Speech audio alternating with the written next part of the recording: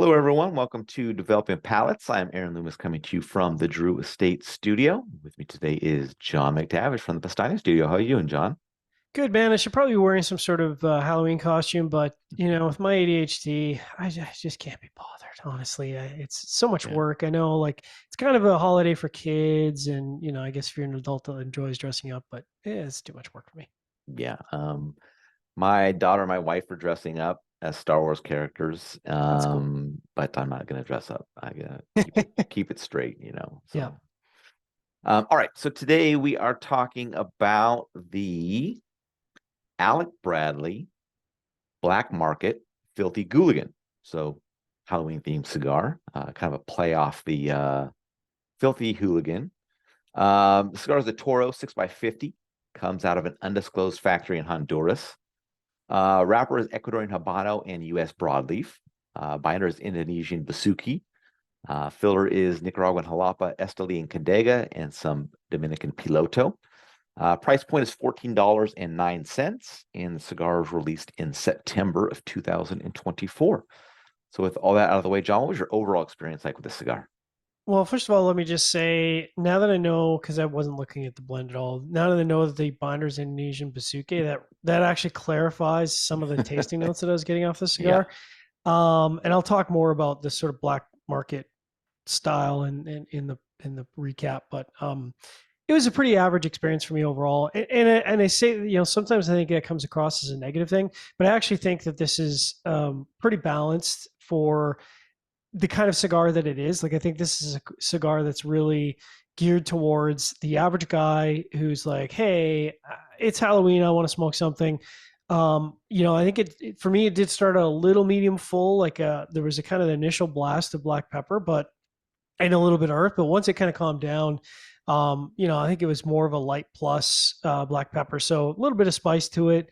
Woody, sweet tobacco, some mild tannins.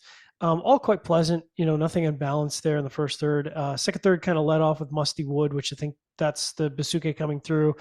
Some creamy sweet tobacco in the center, mild earth on the post draw, and a little bit musty wood on the finish.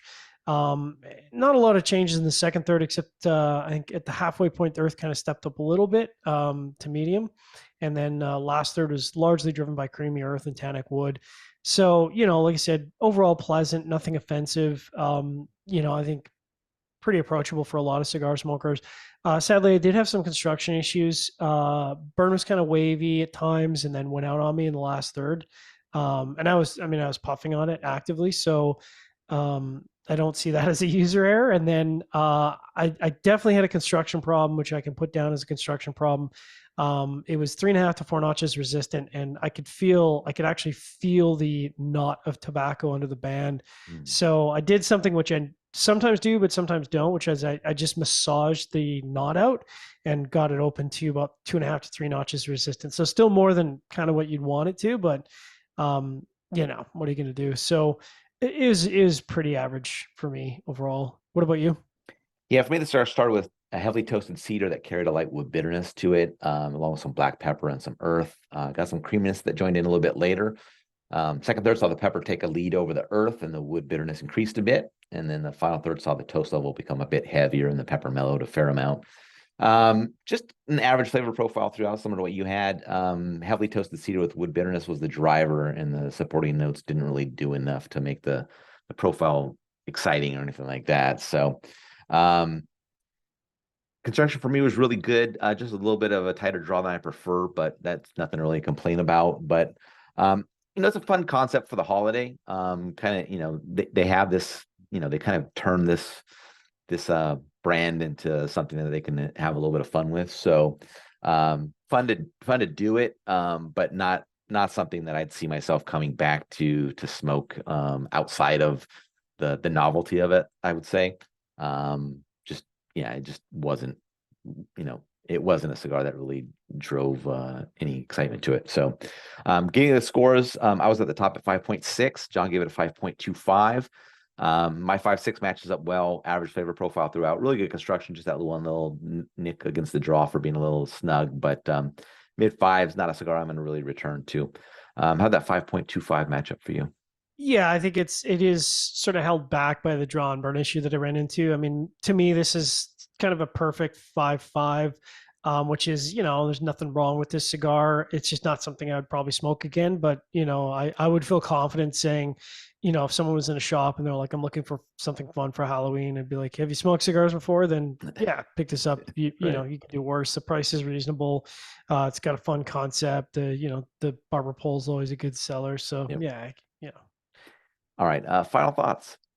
Yeah, so I guess well, I mean, I assume the intent of this is to make this a lot more market approachable for kind of the general audience because the black market it's pretty full bodied. Like the Yeah. black market's like a super pepper bomb, and I actually like that. And the black market SLE, uh, I'm kind of a big fan. So it's kind of interesting to see. This is kind of more in line, as you said, the sort of thematic element. Like they've got the St. Patrick's cigar. It's kind of silly, kind of fun, and I have nothing wrong with that. I mean, the banding on it. I'm like, I don't know that that's really all that. Yeah, I feel like it could have been workshopped a little bit more, Yeah. but maybe they didn't have a lot of time to get this ready for the market. So I might be willing to give them a pass on that. Yeah, I agree. I mean, it's kind of cool for Halloween, kind of a themed cigar. I would have tried for a little bit of different color on the lighter wrapper, just to maybe Yeah, see if you can get a bit of a more orange tinge to it yeah, than yeah, what like a was on rosado or there. something like that. Yeah, to me, this style look, I'd say Thanksgiving colors maybe Hmm. would fit in. So if you want to do a Don't give them any ideas. The filthy Alec turkey Bradley or filthy something turkey like or that. Yeah. filthy So turducken or whatever. yeah, so they could do that. But they can branch Filthy this out bird. to other ones that they want to do. If they want to do Yeah, a rabbit themed one for Easter or something like yeah. that, who knows? So, but yeah, fun, but not. I think outside of Halloween, I don't think anybody's gonna say Nobody's I need to come back to no, this nobody's gonna to seek smoke those it. out. So yeah, And I think this, like, again, I think the same is true of the St. Patrick's cigar. Like nobody's right. seeking those out outside of the holiday. But it would be interesting to know, how many, like, from shop owners, like how many people are actually coming in around that time to pick it up because Yeah. they're kind of starting their own kind of fun traditions. I think there was some commentary of people being like, well, is this competing with the Tatuaje Monsters? It's like I don't think No, this is in any way, shape, or form positioned to right. compete with Tatuaje Monsters. The design, the packaging, the concept, I think there's more than enough space in the marketplace for multiple Halloween type cigars. And to my knowledge, outside of the monsters, this would be the only other cigar that I can think of off the top of my head that is kind of Halloween themed. So, Yeah. lots of room there. Yep. Exactly.